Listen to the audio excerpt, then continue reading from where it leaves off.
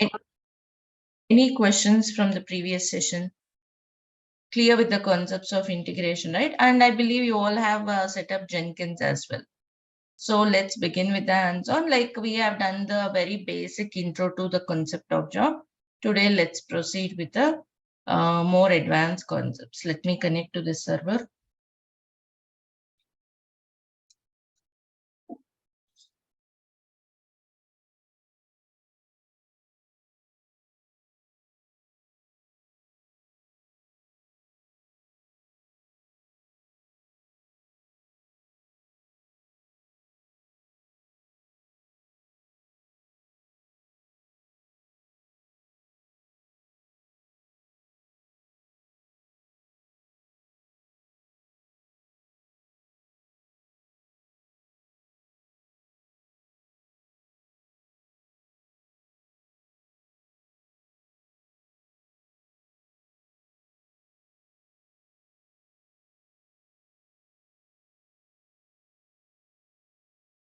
The default user is EC2 user.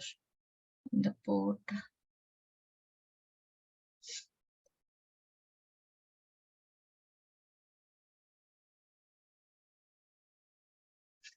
We did not choose the tool.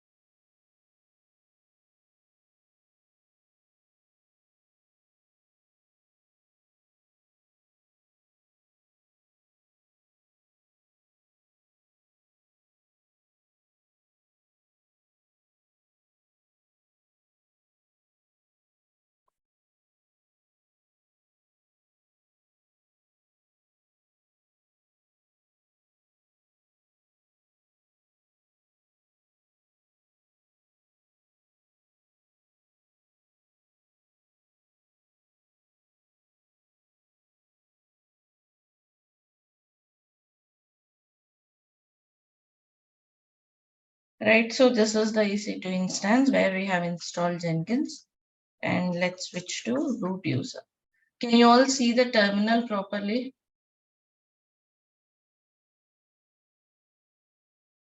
Yes, ma'am. All right. What is this terminal, Preeti? This is another SH client like Mobax term, like you have put it. This is another client with which you can connect. Okay. Let's start Jenkins.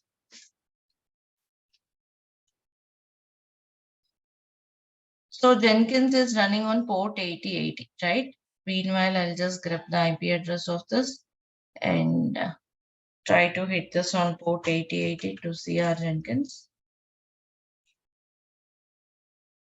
Okay, it says like the prompt came up, means it might have been started. You can check the status, right? It was active and running. So yes, Jenkins is started. See, for the first time only, it will prompt for the login. I mean, the unlock. For next time onwards, it will not. We have created some username, if I remember. So let's log in with that.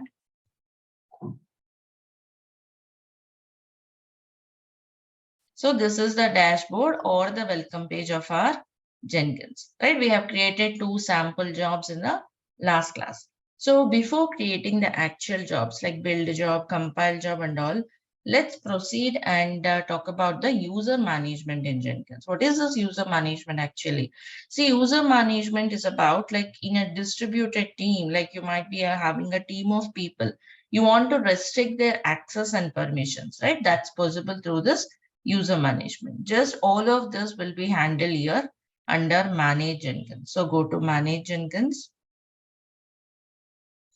And here you can see so many options. Go to security, right? Under security, you can see here secure Jenkins, like define who is allowed to access or use the system. Right here, we can define who can access this Jenkins, who can access the pipelines, and in the pipelines, which jobs they can access. We can have all this. So let's go to security.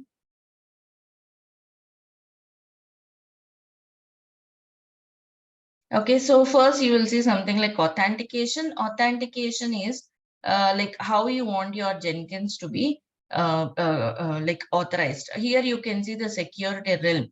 Like as of now, it was own user database, means Jenkins application users were stored on the same Jenkins server. That's how we are using. We can also integrate it with LDAP, Active Directory, or else any other user group and all, right? Also, do you want to allow users to sign up? Means anyone with the URL can create their own login. So you can choose here, and then comes something like authorization. Authorization, authentication is like how you want to secure your Jenkins. Authorization is about to whom you want to provide access to Jenkins. This is about whom. This is about how. How do you want to authenticate the users? Authorization is about whom you want to authenticate. So the default is logged in users can do anything. Means anyone with this URL, and if you are given the user ID and password, like if you create some credentials for a particular user, they can do anything on Jenkins, which is not the best practice and which is not used in real time. Then what are the other authorization strategies? Yes, there were other authorization strategies. If you just go here, you can see anyone can do anything, right? Like anyone with this URL can do anything, even though they don't have the credentials. Or else legacy mode, the old method, or else matrix based and project based. Matrix based strategy and project based matrix authorization strategy. These two are more helpful. Let's first choose this matrix-based authorization, matrix-based security. See, when you select it, it will provide you a matrix where you can add the users and assign the permissions. We already have one user with my name, like which is considered as an admin user. We can create few other users as well. Let me just save here. Again, go to this manage Jenkins. Under security, you will see something like users. Right, just go with this. Create, delete, modify users that can log into the Jenkins. See here already the user which we created is available. Let's create some other users. Like we were considering the first user as admin user, right? So I'm creating another user like user one. Password is user one. Confirm password. You can provide some full name. Okay, and email if you want some dummy email. So create the user, right? Let me create one more user as well. So each user corresponds to a human user.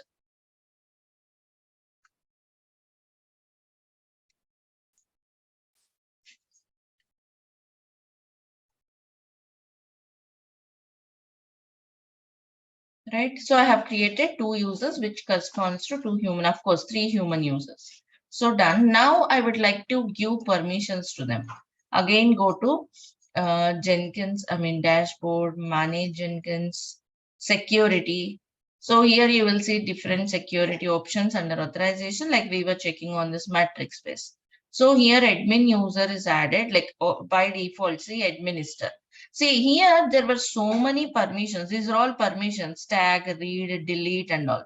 You don't need to wonder about how do I know all of them, how do I memorize, how do I learn. It's not that everyone uses all of them. In my project, I don't use any of them, or else I may be using few of them. So how do you know? Or also new permissions, like new options may be added here. So you just use the help. See, you when you keep the cursor, it shows this permission grants the ability to make system-wide configuration changes as well as perform highly sensitive operations that amounts to full local system access. Like it will explain everything. Suppose under credentials, if I put on update, it says update permission is necessary to modify credentials in a credentials provider. So it explains you everything. Okay, so here is the one way you choose. You can add. So administer permissions to Preeti, and then I'm adding user one.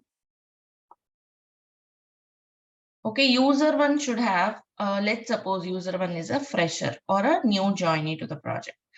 We just want to give him only read permissions. See, overall read is mandatory because he has to first check the. He has to first view the jobs. He has to visualize the jobs, right? So first basic read permissions you can provide. And also on the job, see, job specific. Agent means slaves. We'll talk about what are agents and all. So under job, I also want to give read permissions. Only read. He can only read. See, if you want him to build also, you should give this. I'm not giving him. I'm giving only read permissions to him. Okay. Also, let's say I'll add another user. User to see, you might be having huge number of users. You would need not add individual user like this. You can create user groups like on your server. You can create a Linux user groups and assign. These are not server users who log in into the server. These are application users, right? But still, yeah, you can create some Linux user group and connect them here. Here you should choose this Linux user group database. Okay, that's how you can change your like authentication, how you provide the users. Here its own user database means application users. So I'm creating here. Again, user 2 also read. But let's say user 2 has also got, like, let's say he's a senior, build, cancel, configure, create, delete, jobs, right? He has got all the permissions. And also let's give him workspace permissions, right? So user 1 is a new joinee or a beginner. So he has got only read. User 2 has got all the permissions. And here Preeti is the admin user. Clear everyone. Admin means he can, like, first of all, he will have permissions to go to this manage Jenkins and do any configurations. Clear this part, all of you? Can I go ahead? Apply means all your configurations will be saved, but still you'll be on the same page. If you hit save, these configurations will be saved and you'll be navigated away from this page. Okay, done. So anyway, I'm logged as a like a Preeti user. So I have all the permissions. See, I have managed Jenkins. I can create a job. I can modify. I can build. I can do anything. Let's suppose I'll just log out. Log in as user 1. Right? So if I logged as a user 1, see, I have jobs. If I go there, yes, I can just view the console output. I can just view them. That's all. Read permissions. Because we have given only read, right? Only read permissions. Correct? See, he doesn't have a new job permission. He can't create a job. He can't go to manage Jenkins. Even he can't edit the job. Nothing. Right? Means user 1 has got only read permissions across all the jobs. Check with user 2 as well. User 2. So if you go to user 2, right here, if he goes to job 1, yes, see, he can build, configure means edit the job, delete it, rename, workspace. See, workspace you can check from this console as well. So he has got only job permissions, but no manage Jenkins, nothing. He has create job permissions because we have given that, right? So this is what is matrix-based authorization strategy. In simple, if you want me to put it in a single line, like it's nothing but an authorization strategy where a particular user will have same permissions across all the jobs. Means if that's how you want to implement, this is the one you go with. Job 1, then, sorry, job 1, and let's say this is user 1, user 2. This is job 1. Okay, this is job 2. So user 1 has got read permissions on job 1. Read permissions here also. User 2 has got all permissions here. Here also all permissions. Right? So this is what is matrix-based authorization strategy. A particular user will have same permissions across all the jobs. See, there are different strategies implemented in the projects, and these strategies varies from project to project depending on the use case. Let's say there is a project where I have a couple of jobs, and we have designed the pipeline in such a way that seniors or leads will create and manage it. Juniors or the new joinees will monitor the jobs, right? So if that is the case, like depending on their experience or expertise, I want to assign the jobs. This is how we can use matrix-based authorization strategy. Clear with this strategy, everyone? It depends on how you have designed the pipeline. There is another strategy, or else you might have got a question like, what about I want to give permissions based on the project. Project based. Project means job, right? Project based authorization strategy. This is about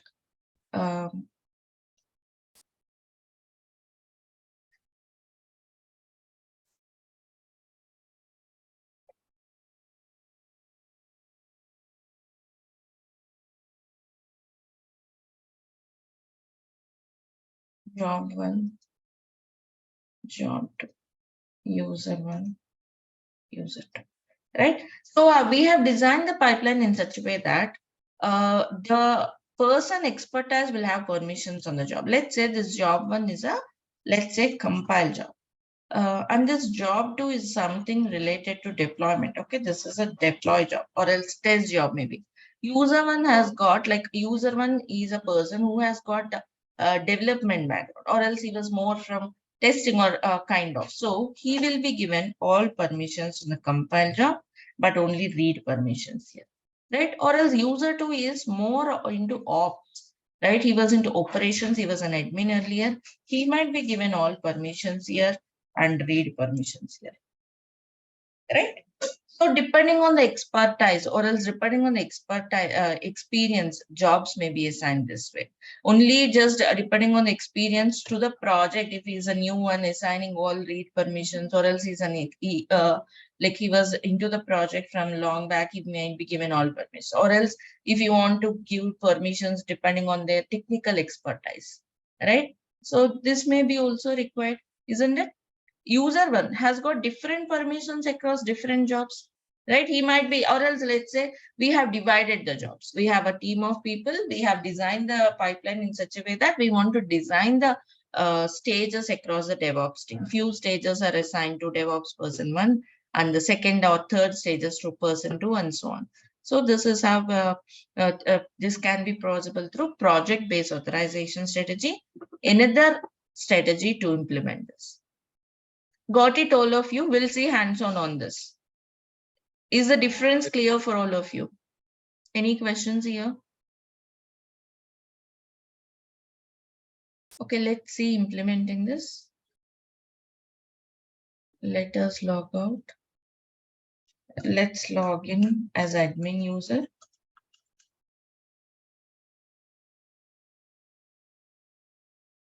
Go to manage Jenkins. Security. So you can choose only one strategy at a time. We were choosing matrix based till now, so that a particular user will have same permissions across all the jobs. But now what we need is the person should have different permissions across different jobs. So that is possible through another strategy called project-based matrix authorization strategy. So here again, you can see the matrix. So let's add all the users, right? Let's give administer and then user one. Also, let's add user. Now here, how do you give permissions? Here, the permissions we assign are called global permissions. Global permissions means they are same across all the jobs. You just give here global permissions or common permissions. Read, also read across all the jobs. That's all. I'm just giving read permissions here. For user to also read. Or else let's say I want user to have build across all. You can also give this. This becomes global. These global permissions can be overwritten by individual job permissions. Means, okay, here I have given global permissions, common permissions for any user. Now job specific permissions will be given under each job. Meaning, let's save this. Okay, let's go to the dashboard and let's say go to job one. Okay, let's go to edit or configure. Under each job, we will assign the permissions because those are job specific, right? See here, when you go to job one, till now we just have used this build steps, right? Now let's go to the general section, enable project-based security. Here also you can assign permissions to each user. Okay, anyway, I want to give all permissions to this admin user. Okay, then user one. Let's say user one also should have only read permissions. Fine. But let's say user two, okay, can have here, let's say read, build, cancel, configure, delete, everything, right? So user two will have all permissions on job one, but user one will have only read permissions. Let's save it. Let's go to job two as well. Configure. Enable project base. Here also let's add the users. Admin user. User one. Read. User one is having now build permissions, all the permissions, right, on this job. Whereas user two will have only read permissions on the job. Understood the permissions we have given? User one will have all permissions on job two, and user two will have all permissions on job one, right? And no permissions on the other job. Let's save it. Yeah. Now let's test them. Let's log in as user one. User one should have permissions on which job? All permissions, I mean. So if the user one go to job one, see, only read permissions. But the same user, if we go to job two, see here, he can build, edit, rename, anything he can do. Same user is having different permissions across different jobs. Making sense, everyone? Clear?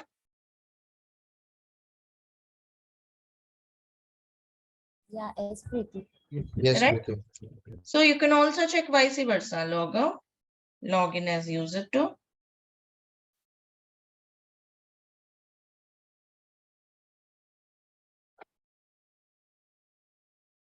Right, if we go to job one, yes, user two has got all permissions here.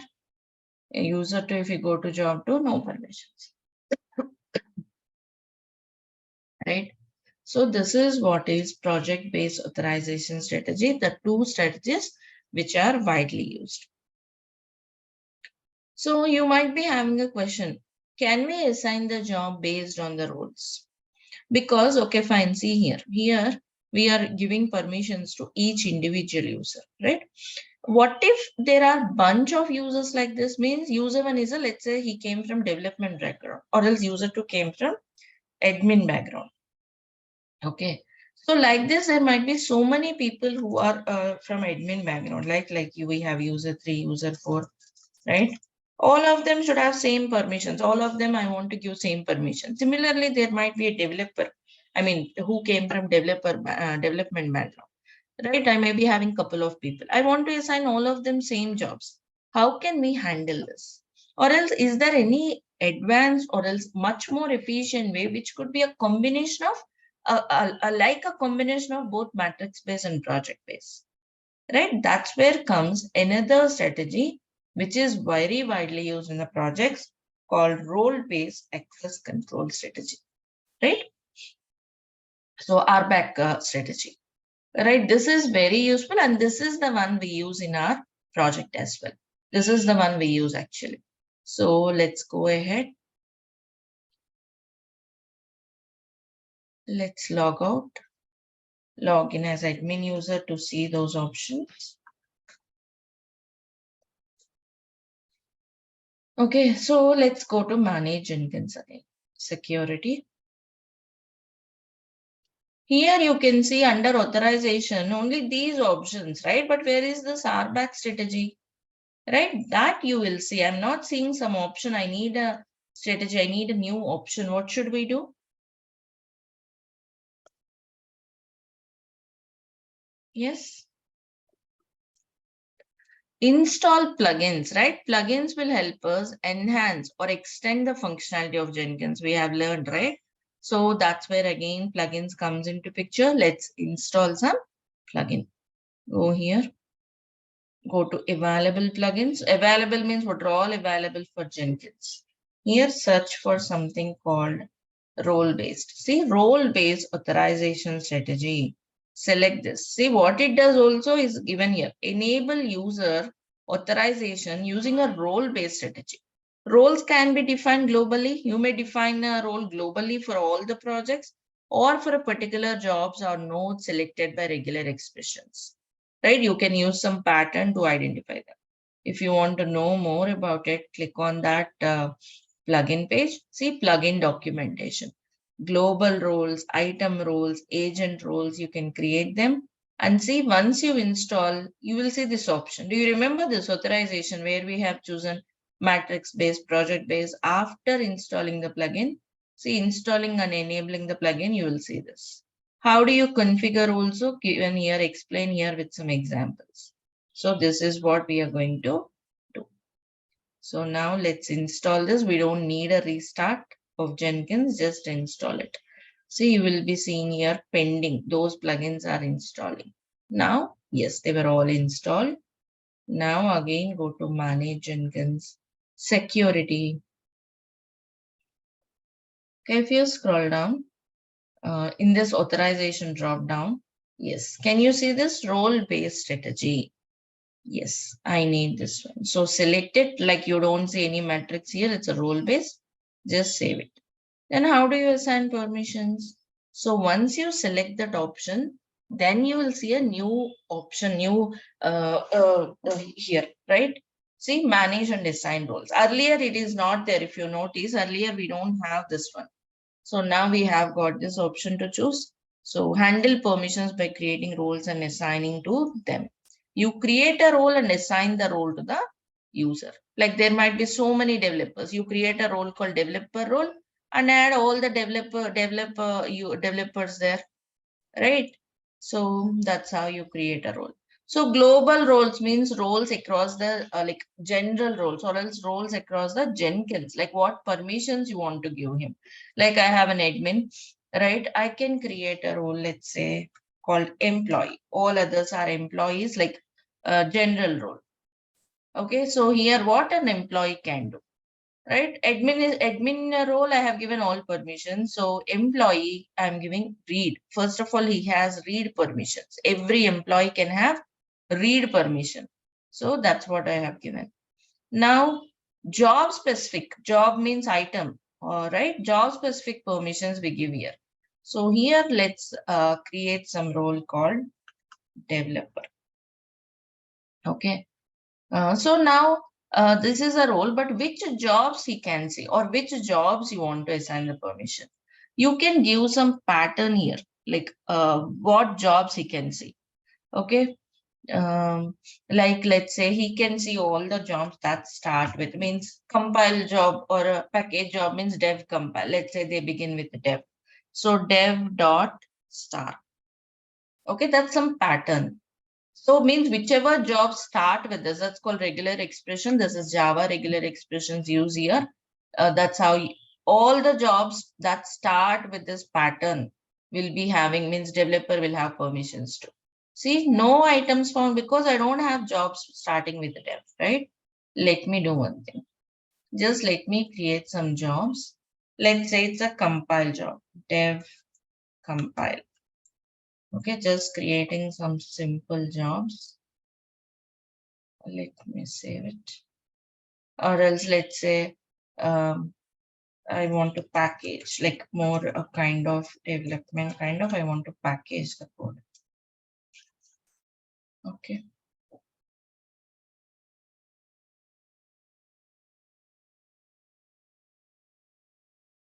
So let's say let's have few other jobs. Let's say test compile means testers also write the code, correct, to test the code at the automation test cases. Let's say that's about compiling the code written for testing.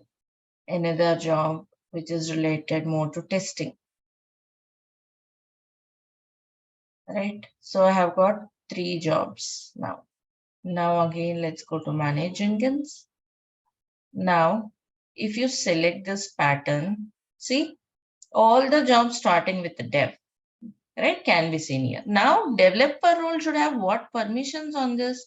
Yes, developer role can have all permissions on such jobs: read, delete, create, configure, cancel, build, workspace, all the permissions, right?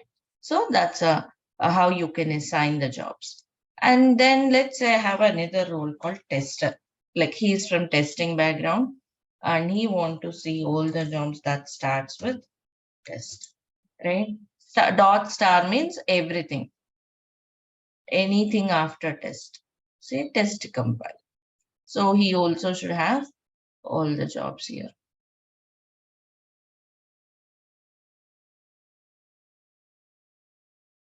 All right. So yeah. Right. So roles were added and what type of jobs each role can see were also done. Then what next? We have to assign these roles to the users, right? We did not assign these roles to the users. Here we just created roles. Now let's assign the roles to the users. There is something called assign roles. Okay, here you can choose like admin user is done. Let's add a user. Yeah, user called user one. Similarly, I have one more user, user two. You decide which user has to be a admin user and which user has to be an employee. I just want all of them to be employees, right? Just read permissions, global read. Means he can just log into Jenkins and he can visualize the dashboard first. Then job specific permissions. Here also let's add a user.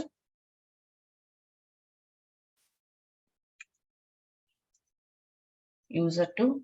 Okay, here you can decide which role you want to assign to them, right? Because like, let's say I have user 1, user 2, user 3, all are developers. I will just assign the role. He will have the same permissions, right? So this is how you can handle multiple users in a better way. See, user 2 is a tester, user 1 is a developer. Agents are slave machines. We'll talk about agents later. So that's all. Now, if you save, user one, if I log in as user one, which jobs he will see? See, because I'm admin user, I'm seeing all of them. If I log in as user one is a developer, right? He was given a role as a developer. So see all the jobs related to dev. And we have given everything here, build, configure and all. And let's say user two. User two. See, only test job he can see. He can see all of them. But again, you can refine them better. Means he was a tester role only, but still he against few testers will have all read and write. That also can be refined well through this matrix space. Let me just go back and do that also. Manage Jenkins. Manage and assign the roles. So here you can like add a new role. Like let's say he's a developer only, but let's say he was a creator. Okay, and the pattern is same.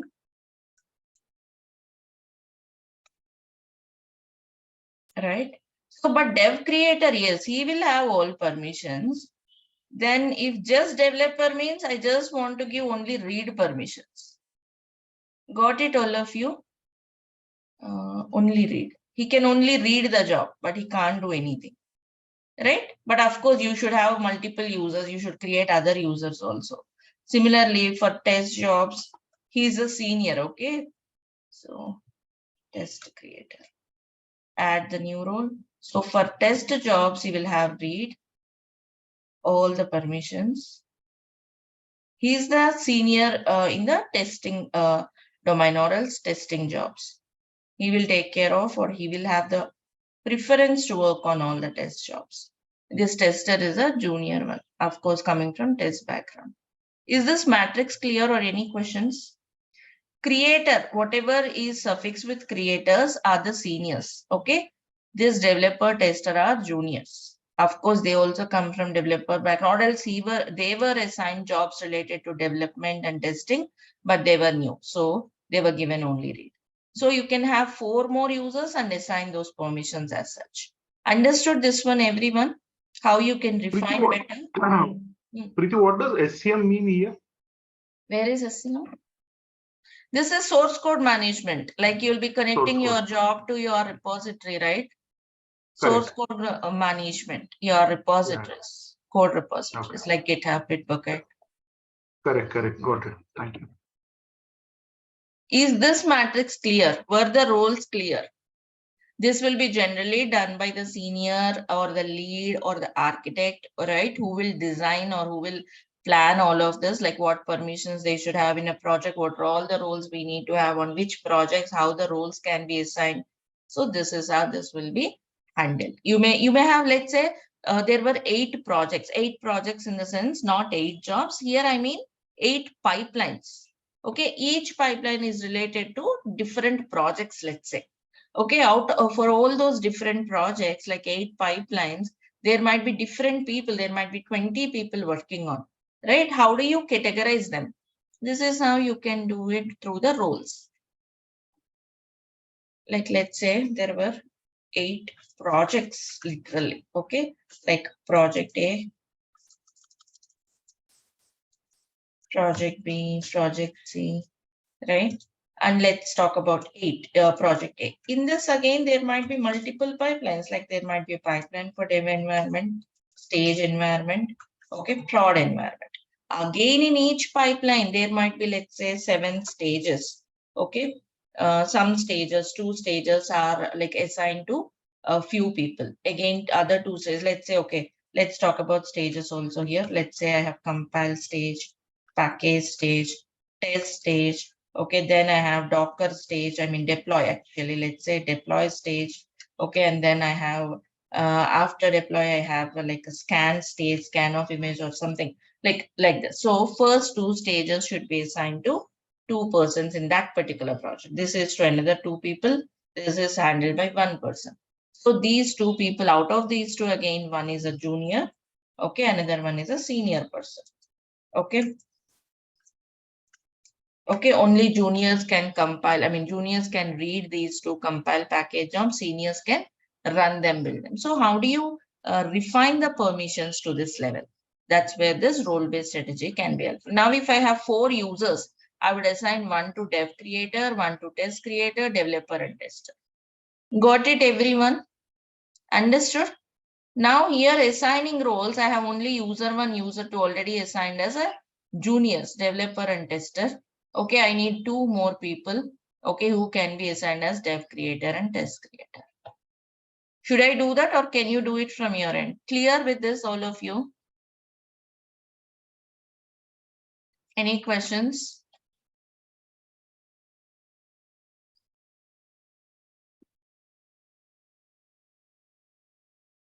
So this is about role-based access control strategy, the very widely used strategy in real time. So when you are asked any questions in the interview, you should explain about this strategy, that this is the strategy you are implementing. Right? If everyone is clear, we shall proceed to triggering the jobs, scheduling the jobs. Can I proceed? Yes. Yeah, yes, Preeti. Right. Yes, All right. Preeti. Thank you. Thanks for confirming. Now, yeah, we have seen user management with different strategies. Now let's talk about how to run the job. See, this is a job I have. How I am running it? I go and click on build now. It's executed.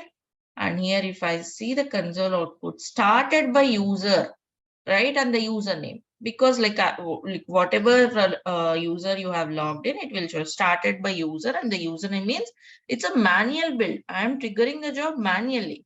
But here in DevOps, we were talking about automating end to end.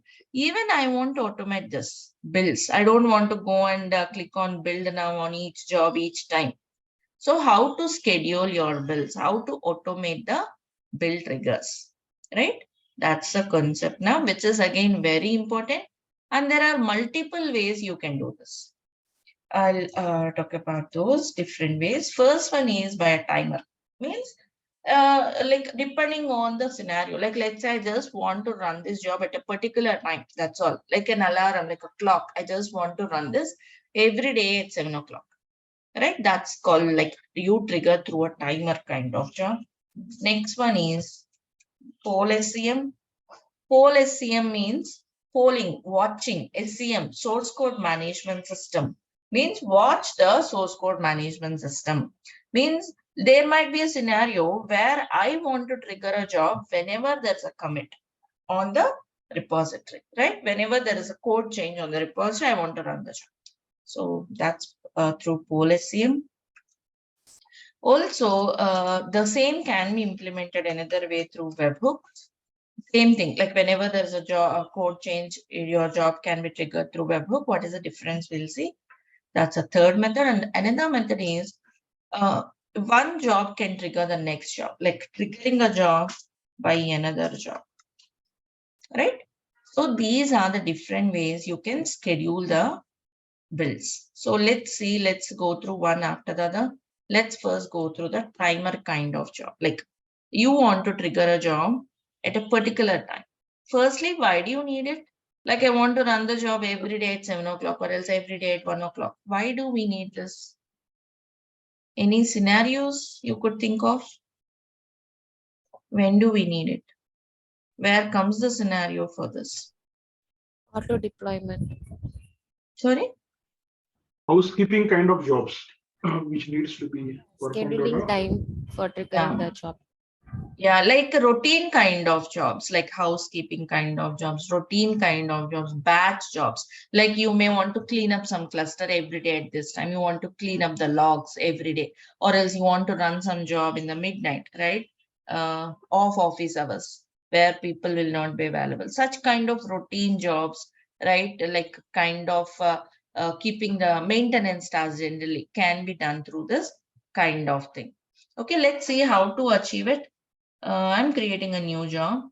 Let's say a job for timer example. Okay, freestyle. Your job could be anything. See, again, I'm not creating a real job. We didn't go to learn the build and compile. We did not do that yet. So for now, I'll just create a simple shells command only. Okay. So let's say I just want to have some print or send an email kind of, right? Routine jobs every day at a particular time. See, like I told you, it may be triggering an email, it may be cleanup of some logs, it may be cleaning up the cluster, it might be anything, a kind of routine or a maintenance kind of jobs, right? So I'm just creating a sample one. But how to achieve this trigger? You have something called build trigger section.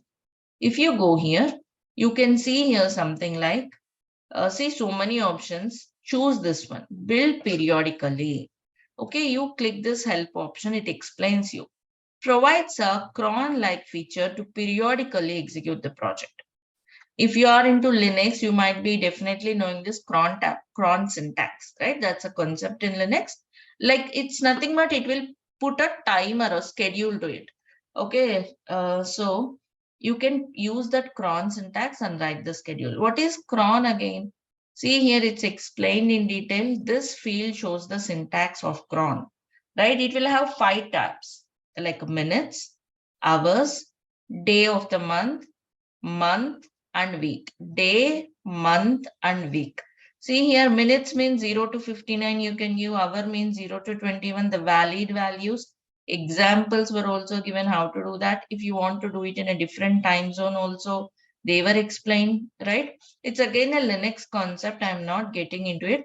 But there were cron generators. Very simply, you can generate the cron.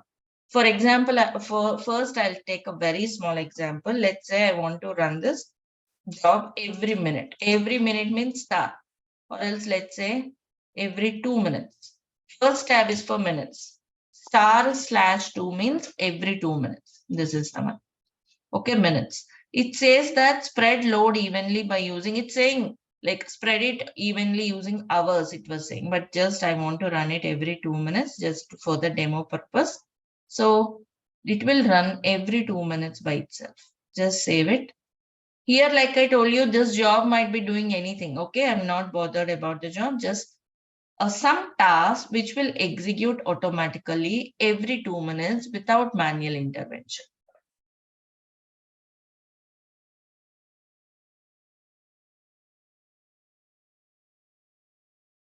Meanwhile, the job starts. Let me show you. See, there were so many cron generators. You actually don't need to learn it. See, crontab.guru, so many portals, websites were there to do this. See, if you want to run at a particular time at 4, 5, right? This is the syntax. And it tells you next time when it runs. And here what we have given star, right? See, every minute, but I have given here 2. Means every second minute, like see 8:26, right? Next when it runs, it can show you here 8:26, 8:28, 8:30 and so on. So at whatever time you want at a particular time, 4 o'clock or whatever, 4 minutes or whatever, see at 4th minute, you can work on this. See 5 hours, 4 minutes. Like this, you can set sometime, like this is month. Let's say I want to run it on August. See, 8th month, it's in August, right? Making sense? So that's how you can work with it. Now coming back, let's see if our job is triggered or not. My job is not yet triggered. Let me check if it is saved. So build periodically every 2 minutes. Okay, maybe let's wait for it. Okay, your job will be executing every 2 minutes. This is the first kind of timer kind of. Next one is poll SCM. What is poll SCM? Meanwhile, it starts. Just let me explain you poll SCM. Poll SCM, polling source code management system. Before I go there, see here, job is started 2:58. That's a server time. This particular EC2 instance server time will be in UTC. So that's the time zone, right? Right, this is the one. And in 2 minutes, 2:58, next one will be at 3, right? 3 o'clock, there should be another trigger. And if you just go here, console output, started by timer. Earlier, it used to say started by user and the username. But here, started by a timer. It's automatically started. Right? So this is about the timer thing. So blindly, it will just execute every 2 minutes. What may happen, it doesn't depend on anything else. Then the poll SCM. Poll SCM means like whenever there is a commit, I want to run the job. Maybe we use it for compile jobs, package jobs, because whenever developer make a change in the beginning, like in the continuous integration concepts we have learned, right? There will be a system which will identify the commit. Means whenever there is a commit, it should identify, pull the code and build it. For such jobs, we will use this poll SCM, means which is dependent on the commits happen on the repository. Right? Let's go to the repository. Let's choose some repository. I'm choosing this demo repository, repo2, a dummy one, a sample repository. Okay. Come here and take up this clone link. Now let's create a new job. Meanwhile, it should start another build.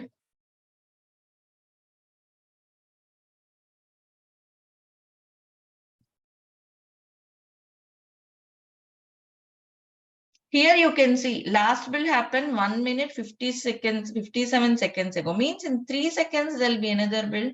Yes, see, build started. And here again you can see started by a timer. Okay. And also here, yeah, 2:58, 3. See, and last build happened 13 seconds ago. In 1 minute 40 seconds, there'll be one more build, right? 3, 2, there'll be one more build. This is the kind of timer. Now let's see the poll SCM type of job. Let's say job with poll SCM trigger. Freestyle job. So now how do you connect it to the repository, isn't it? If you go to the source code management section, here you will see none, git and all. What if I want to connect to some other version control system like TFS and all? Why I'm not seeing those options?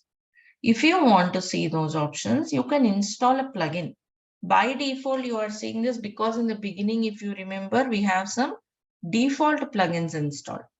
Okay, that's why you are seeing it. If you want to connect with anything else, you can install those plugins and you will see that option. For now, it's a git. So see repository URL. Okay, put the repository URL, right? And then credentials, none. I'm not giving credentials because it's a public repository. If it's a private, yes, you have to provide the credentials like your username and access token. We have learned, right? You will be providing the access token. Those you have to provide. Now, anyway, it's a public, that's all. And on which branch you want. See, you can define your branch here. Okay, well, let me go with this main branch. I don't have master, it should be main. So put the branch name, whatever it is. That's all. So, okay, what it will do, it will check any commits on it. Then generally we use this poll SCM. It will connect to this repository, clone the repository for the first time. Then under the build section, I'll choose some build tool like Maven or Ant or something.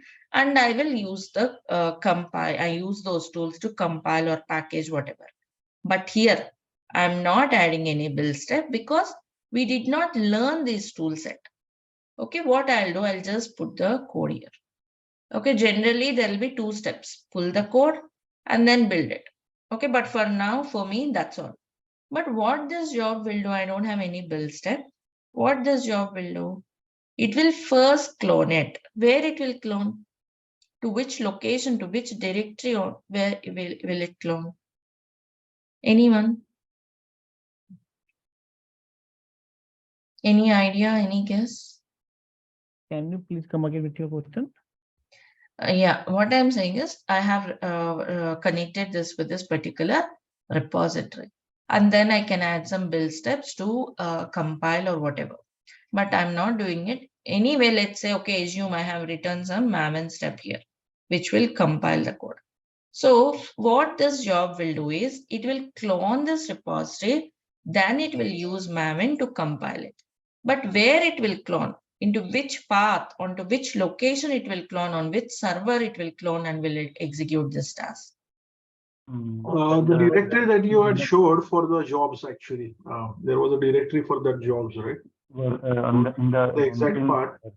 Exactly. That's called workspace. Every job Workspace, will be correct. processed in the workspace. Workspace. If you go to the server, right? If you go to the server here,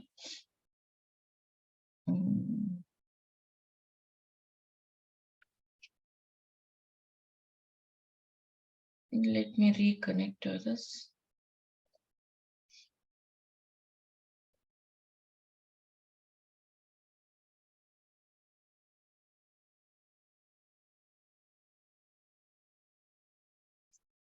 Okay, so let's go to root user, switch to root. If you remember, where lib Jenkins is the home directory of Jenkins, correct? And here you can see something called workspace, right? In the last class, we have seen this. So if you just go to the workspace,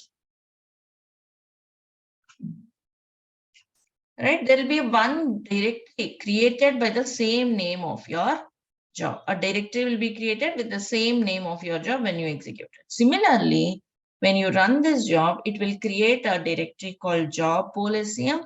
Into it, it will clone for the first time. Means what is happening here? This becomes the local repository. Cloning means, yes, that's a local repository. This is a remote, right? It will compare this local repository, compare this workspace with this remote one. Okay, and it will clone for the first time because it's an empty. Next time onwards, it will do a pull whenever there's a commit here. Means it will compare this remote with the local repository and it will clone for the first time, pull from the next time onwards whenever there's a commit and compile each time. But of course, I'm not compiling now. So that's all is my job. Means my job is basically when you ask me what is this job doing, it is just pulling the code, that's all. But it doesn't make sense because we don't just pull the code. After pulling, we will also add a step to build the code. Am I making sense? Is it confusing or are you all clear? It's clear everything. Yeah. So for now, I'm not adding any build step. Just this code will pull the code. When it will pull? Whenever there is a commit. Because I'm going to add poll SCM, I did not do that yet, I'll show you. So it will clone for the first time and second time onwards. like means it will just get the updates, right? But when you want to do it, come to build triggers. Here there is something called poll SCM. Poll SCM also will need the cron syntax, like every 2 minutes. But we don't need every 2 minutes. You need every commit. See, understand the difference. Here this timer is to watch this repository, poll the repository, but not to run the job. Means it will poll this repository every 2 minutes, but it will run the job only when there is a commit. Understood the difference between build periodically and poll SCM, all of you? Timer here is to watch the repository for the commits. That's all. Whenever there is a commit, it will run. If there is no commit, it will not run the job. Run the job means what is your job? What is the task of this job? It will pull the updates. Means basically it will compare this local repository, which will be empty for the first time, with the remote, and it will run the job because like it's an update, right? So many commits are there. Next time onwards also it will compare. Whenever there's an update, means a commit, your job will execute. Let me show you so that it will be more clear. Just wait. First time, okay, it will be empty. In few minutes, you will get a directory created here, which will be empty, with which it will compare this remote. And because it's an empty means there were some updates on remote, there were some commits. So it will clone it. Let's wait. See here, pending in the queue. Meanwhile, if I see here in the workspace, yes. See, job poll SCM directory is created. You can go here, right? See, it has cloned. Also check the hidden files to see .git. I just want to show you, means it has cloned. If you remember, whenever we clone, we'll get this .git directory created, means it's a local repository. Initially, this folder is empty when it compared with remote. So there were some updates, there were some commits. So yes, your code is cloned. You got all the code here. After that, you may compile or do whatever, but now that's all. So just wait here, come back and see this. Yes, job executed at 3:08. Check the console output. Started by an SCM change. Do you see the difference? SCM change means source code management change, means it was triggered by commit, isn't it? These are all commits which are not there on the local. So obviously it was a change and your job is executed. And also see, it was telling you building in this particular workspace, which we are checking on, and no credentials specified because it's a public one. See Git in it, like it was a Git clone. All of this code was pulled. Okay. Now, when will this job trigger next time? Will it trigger at 3:10 or when it will trigger? Can anyone? When will? Whenever there is a commit. Whenever there is a commit, that's all. It will not trigger at 3:10, isn't it? If unless there is a commit. Just see here. 1 minute 42 seconds. So 20 seconds more. Let's wait.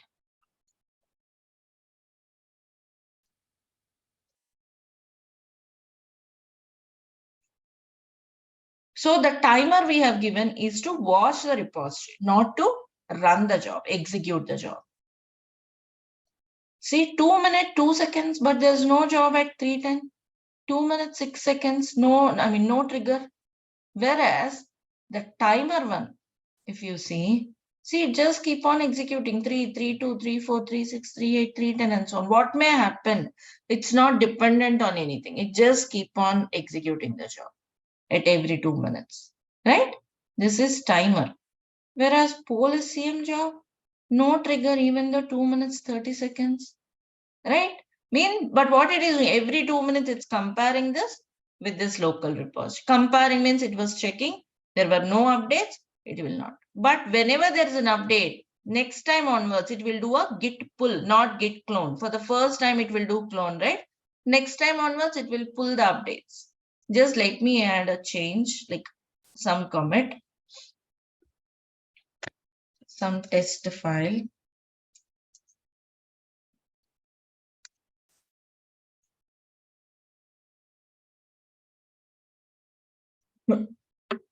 Okay, we have some file called test.txt.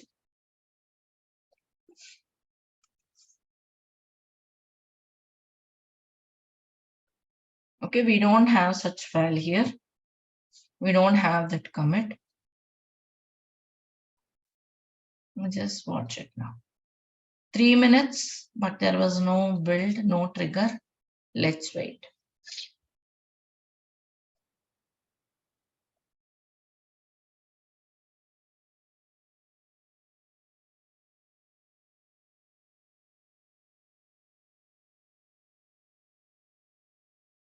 See, second build started. It was on queue for 4 seconds. It was starting. Yeah. See, 3:12. After 4 minutes, there was a trigger.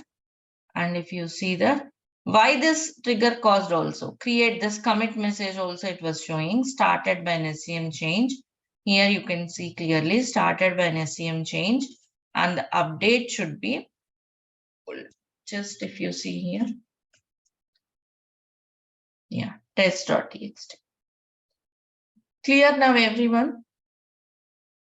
Understood the concept? That actually, for what we'll do, we will pull, means whenever there is a commit, developers made some change, we'll pull the code and compile it. That's your complete job. This is not a complete job yet, right? So with Maven, you can compile it and all. That will be the next step we have to include in this particular job. Understood now? How can you trigger using poll SCM? How do you connect with your repositories? So this is the poll SCM one. The same thing, like whenever there's a commit on repository, your job can trigger. That can be done through another way called webhook. Okay, this is again very important, and this is how we do in reality.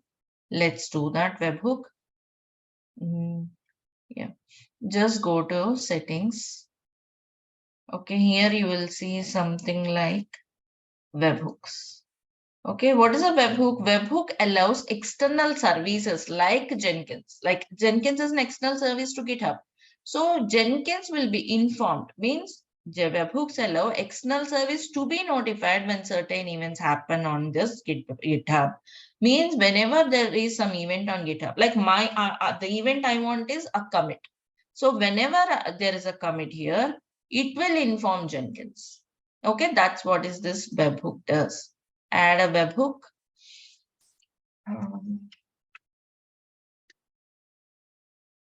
Okay, so payload URL. You have to put the URL of that external service which is to be notified. I want this Jenkins to be notified. Get this URL of the Jenkins server. And also you have to put /GitHub webhook. Right? That's all. And you can choose which events you want to be triggered. Just the push event. Push is nothing but the commit, right? Do you want to just the push event, or send me everything? Means anything happened, any merge happened, or else any deletion, everything will be notified. Any branch creation on this repository will be notified. Someone deleted the branch will be notified to Jenkins. We don't need all of that, right? Only the push. So choose the push event and add the webhook.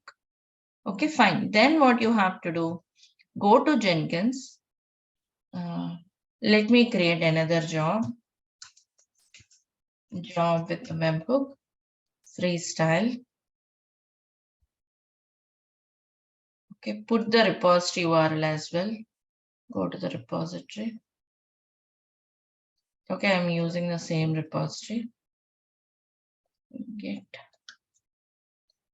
Okay, scroll down. And here, see, GitHub trigger for Git SCM polling. This is nothing but the webhook. That's all. You have to choose this one. Then what happens whenever there's a commit, your job will trigger. Again, the functionality wise, it is same. Then what is the difference? Why we should go for this webhook, which is better, and like what is the difference? See here, last delivery was successful. It was saying last delivery was successful. Let's save this. And in few minutes, there should be a trigger. Right? This is the webhook. Both are doing the same whenever there's a commit. Here again, a directory will be created for this particular job in the workspace. Another workspace, there'll be one more directory created. It will clone there. And again, everything functionality is same. But what is the difference here? See, the difference is how it works at the backend. Meaning, let me explain you how PolSCM works. This is your Jenkins server. Okay, this is your GitHub repository. How PolSCM works is your Jenkins will keep on watching this particular repository every 2 minutes. You give some timer, of course, we don't give 2 minutes generally. Some time like it can poll, it can watch it. This is PolSCM. Then what is webhook? Webhook also does the same. Like you have Jenkins here and you have your GitHub repo. Okay, here the difference is GitHub repository will inform Jenkins. Jenkins will not keep watching this repository every 2 minutes or 1 hour, whatever it is. But GitHub repository will tell Jenkins, okay, there is a commit, right? The way it's happening at the backend is different. See, if you go with PolSCM, Jenkins will be always having some overhead of watching this repository, right? A lot of processing resources may be consumed. The system may have some overhead watching it. But now Jenkins need not watch it. GitHub will inform whenever there is a commit, which is quite simple and which also can deliver faster. So webhooks are the ones we use in reality. We don't use PolSCM or timer. I mean, timer is different use case. But when you talk about whenever there's a commit your job should run, we go with webhooks. Got it, all of you? Am I making sense? Yeah. Also, let's say, let's have some commit here.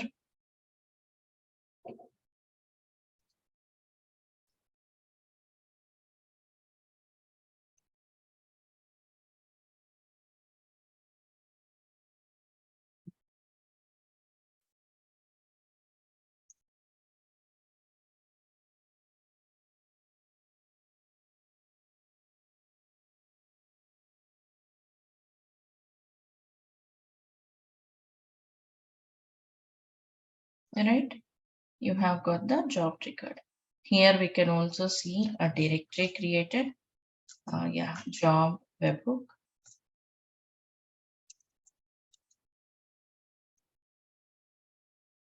Let's wait.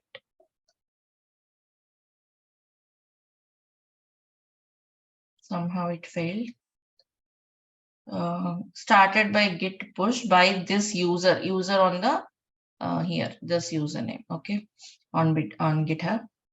Workspace could not do any revision, verify the repository. Yeah, see the reason here is by default the repository will consider master branch, but we don't have master branch here, right? It was a main branch, so that's the issue. So if you just check here, console output, that's what it was saying. Could not find any revision to build master. There is no master. Verify the repository branch configuration because it has got only main branch. That's the reason it failed, because there is no master. Clear, everyone, the concept of webhooks? All of you? Yes, please, it's clear. So these are Yes, the three types of triggers: timer, PolSCM, webhook. Triggering one job by another job, this we can see tomorrow. Like when we connect the jobs and create a pipeline, we'll see that. But again, that's going to be the basic way. First, we learn that basic way, and then we'll go with the advanced way of creating a pipeline with a Jenkins file. So that's about scheduling the jobs, user management, plugins, and all. Do hands-on on these things. Okay, these are really important to get started with the real jobs. Okay. Any other questions you can let me know. I'm posting a quiz for today. You can go through before you leave. Preeti, before we go there, can we discuss those couple of questions which were confusing actually? Yes, in the last please. quiz? Yeah, you can put your questions. I have already put it on WhatsApp. If you check our group, can see the Okay, let screenshots me of those 2 to 3 questions. check. Let me check. One more thing, Preeti, that day I was asked for a time lag between Git bash or actually every time they actually AWS log out from that Git bash. Actually, that's how the AWS instance works for security. Like if you are not using for some time, by default, that's idle logout. Okay, you have to refresh or else you use Mobexterm. It will be easy to restart by just clicking on capital R. Okay, that's how you can set up your clients. Putty, when I changed the timeout also, still it was having the issue. Okay, so you just go with this Mobexterm so that you can restart easily. Okay. Preeti, which one? The other one for the putty? Mobexterm. See, Mobexterm. Mobexterm. Okay.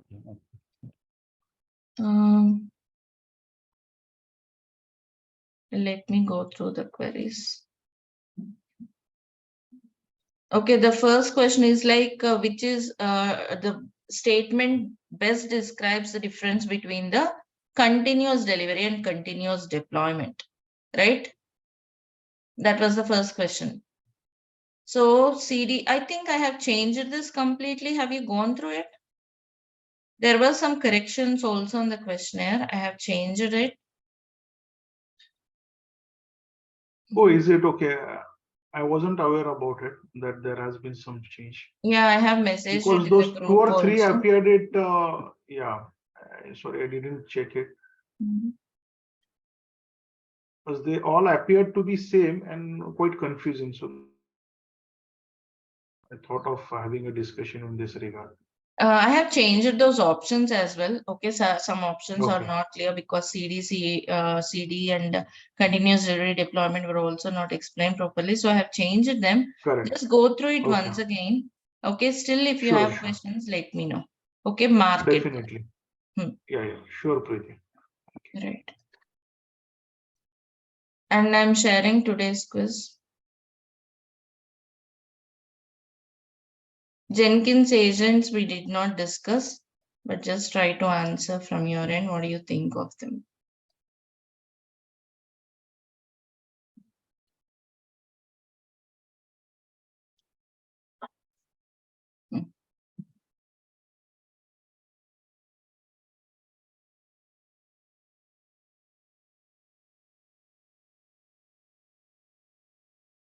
Got it, everyone? In the Zoom chat, I have shared it.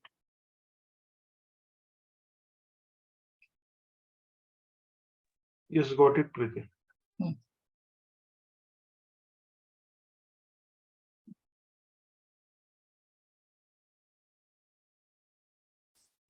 I think the first question is missing. First question is missing. Missing.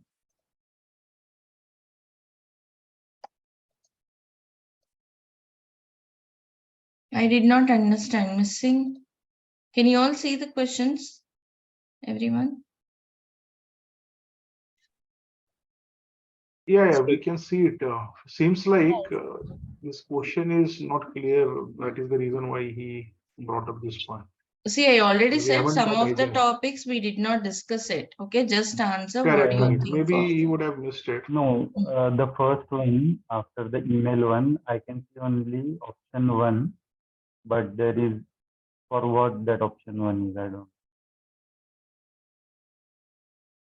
Can you post the screenshot, Anand? Yeah. Yeah, please post it in the group.